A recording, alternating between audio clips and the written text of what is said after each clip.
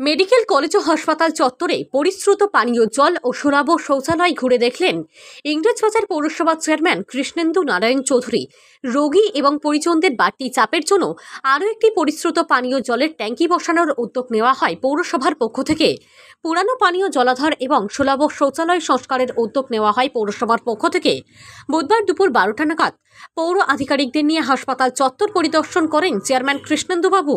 এছাড়াও উপস্থিত ছিলেন মালদা মেডিকেল কলেজ ও হাসপাতালের প্রিন্সিপাল পার্থপ্রতিম মুখোপাধ্যায় সহ অন্যান্যরা।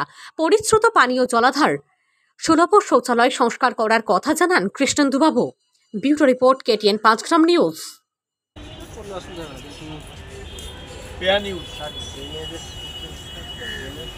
পানীয় জলের খুব প্রবলেম হচ্ছে।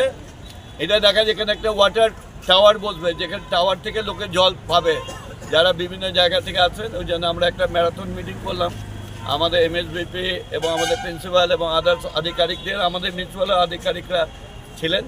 তারপরে কনজারভেন্সির কাজটা কীভাবে, এখানে সামনে ডেঙ্গু হচ্ছে, ডেঙ্গুটাকে কিভাবে প্রিভেন্ট করা যায় এগুলো আমরা দেখছি।